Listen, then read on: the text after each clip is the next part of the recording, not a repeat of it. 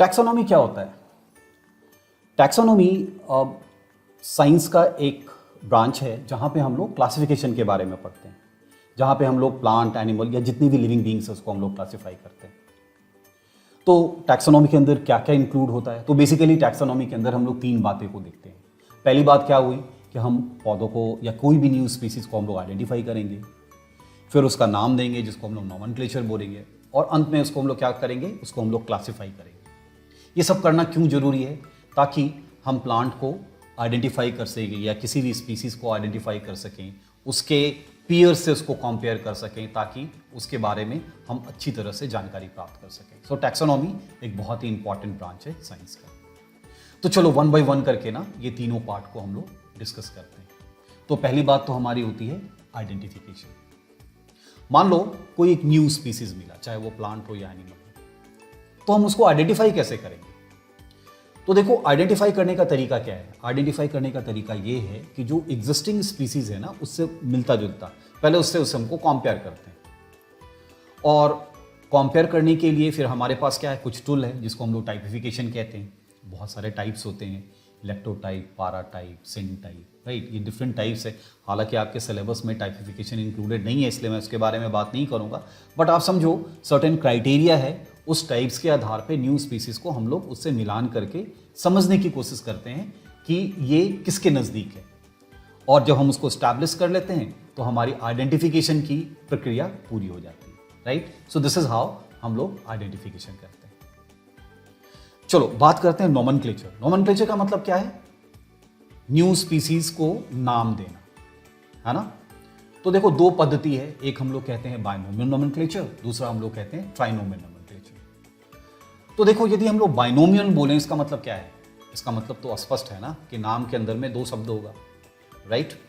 और ये जो नाम हम लोग देते हैं ना, वो हम लोग किस लैंग्वेज में देते हैं? वो है लैटिन लैंग्वेज में। तो लैटिन ही क्यों? तो उसका जवाब यह है, लैटिन एक डेड लैंग्वेज है। तो एक और सवाल उठता है, भाई डेड लैंग्वेज क्यों? उससे फायदा क्या है? तो देखो, लैंग्वेज क्या है ना, लैंग्वेज डायनामिक है। लैंग्वेज यदि यूज में है तो over the period of time उसमें चेंज होता रहता है। तो बहुत संभावनाएं ऐसी हैं कि हम यदि बोलचाल में वाली किसी भाषा को हम लोग सेलेक्ट कर लें, तो over the period of time एक ही जो स्पीसीज है उसका नाम कुछ और हो जा सकता है। फर्ज करो कि हमने ये डिसाइड किया कि भाई साहब, अब हम नाम जो है वो हिंदी में रखेंगे, साइंटिफिक नेम्स हिंदी में रखी जाएगी। तो एक मैंगो लेते हैं, मैंगो का नाम क्या होगा? आम हो जाए। हम जानते हैं आज आम, पर आपको पता है आम आज से 100 साल पहले या उससे भी पहले इसका नाम क्या था? शायद इसको हम लोग आम्र कहते थे। तो देखो, over the period of time आम्र बिकम आम, और अगले 200 साल 300 साल में आम क्या हो जाएगा, हम आप दोनों में से कोई नहीं बता सकते। क्यों? क्योंकि लैंग्वेज यूज में है। तो डेफिनेटली आम पौधा तो एक ही है, लेकिन over the period of time यदि इसका 3 अलग अलग नाम हो जाए तो इसके बारे में लोग पढ़ने वाले या इसके बारे में जानकारी रखने के लिए लोग बड़े कंफ्यूज हो जाएंगे। इसीलिए एक ऐसे लैंग्वेज की तलाश थी जो कि यूज ही नहीं की जाती है। जब यूज नहीं की जाती तो आज जो हमने नाम दिया वही नाम आज से हजारों साल बाद भी वही रहेगा। जैसे पी का नाम पाइसम सटाइवम है, तो पाइसम सटाइवम आज से 1000 साल बाद भी पाइसम सटाइवम ही रहेगा, उसमें कोई भी चेंज होने की संभावनाएं बिल्कुल नहीं। So that is why language के लिए, दैट इज वाई हम लोगों ने लैटिन लैंग्वेज का इस्तेमाल किया साइंटिफिक नेम्स को लिखने के लिए। ओके, अब देखिए, 2 वर्ड था। पहला वर्ड क्या था? जीनस। दूसरा वर्ड था स्पीसीज। जब हमको जीनस लिखना होता है ना, तो हम लोग कैपिटल लेटर से लिखते हैं, और स्पीसीज लिखना होता है तो स्मॉल लेटर से लिखते हैं। और यदि ये टाइप रिटन है तो क्या होगा? इटैलिक्स होगा, है ना? लेकिन हाथ से लिख रहे हैं तो हाथ से तो इटैलिक्स नहीं लिख सकते, तो हम क्या करते हैं? बोर्ड को इंडिविजुअली अंडरलाइन करते हैं। अंडरलाइन करने के पीछे का मकसद क्या है? ये बताना कि ये इटैलिक्स में है। उसके इटैलिक्स ओरिजिन को दर्शाने के लिए इसको हम लोग अंडरलाइन करते हैं। ओके,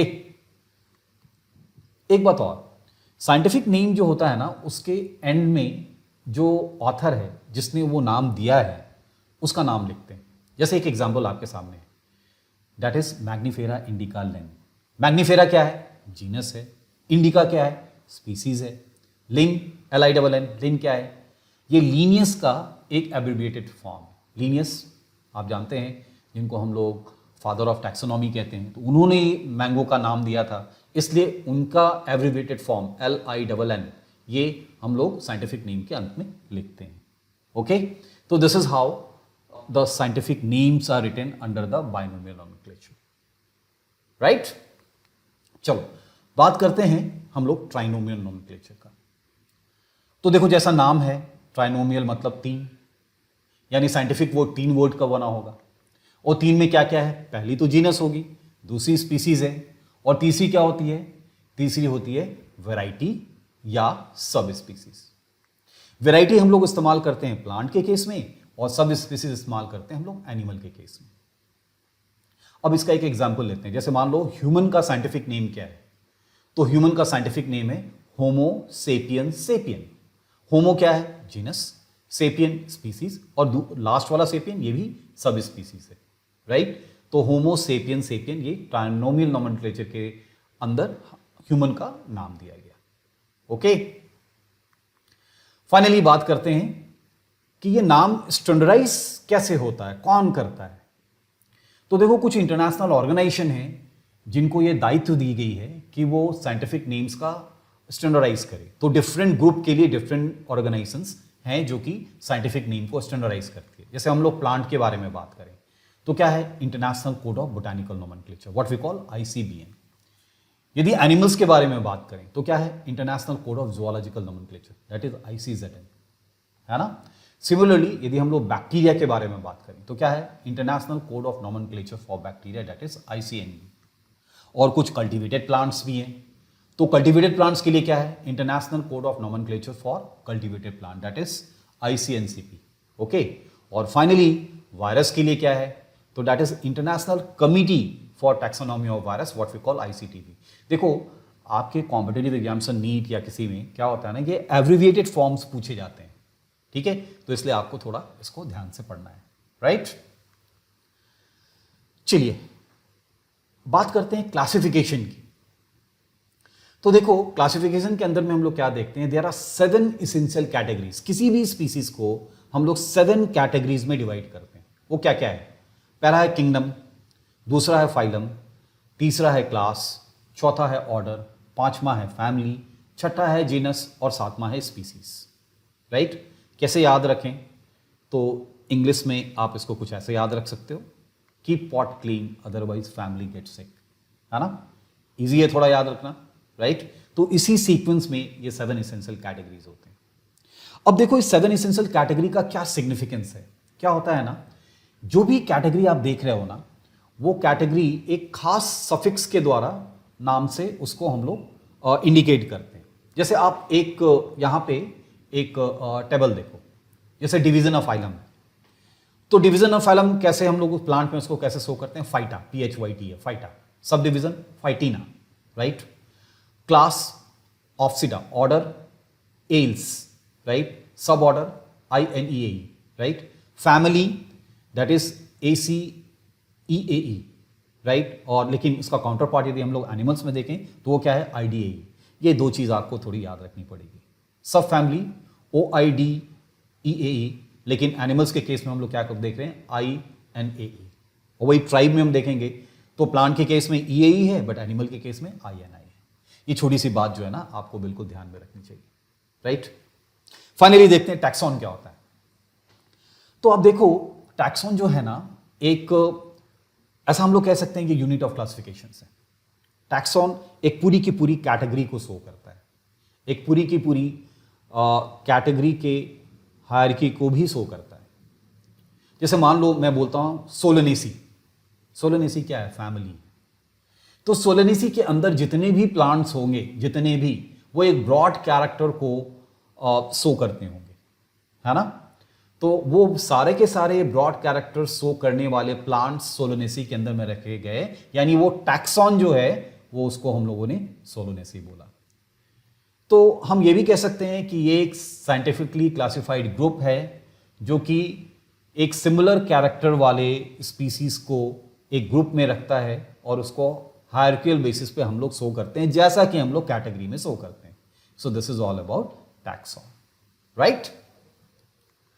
फाइनली एक टर्म सिस्टमैटिक्स, कार्ल लीनियर साहब ने सिस्टमैटिक्स टर्म दिया था। तो सिस्टमैटिक्स का मतलब क्या है? सिस्टमैटिक्स का मतलब है टैक्सोनॉमी प्लस फाइलोजेनी। फाइलोजेनी का मतलब क्या है? Evolutionary relation. तो देखो, हम लोग टैक्सोनॉमी जब हम लोग पढ़ रहे थे तो हम लोगों ने क्या बोला कि इसके अंदर हम लोग आइडेंटिफिकेशन, नॉमेनक्लेचर, क्लासिफिकेशन, ये 3 तो पढ़ते ही हैं। लेकिन जो स्पीसीज को हमने क्लासिफाई किया उसके अंदर की यदि हम लोग उनमें एक इवोल्यूशनरी रिलेशनशिप के बारे में भी स्टडी करें या उसको उस हिसाब से अरेंज करें तो उसको हम लोग क्या बोलते हैं? फाइलोजेनी। और ये दोनों ही कॉम्बिनेशंस को हम लोग सिस्टमैटिक्स कहते हैं। एक और टर्म यहां पे बताता हूं जो कि यहां पे नहीं लिखा हुआ है, वो है न्यू सिस्टमैटिक्स।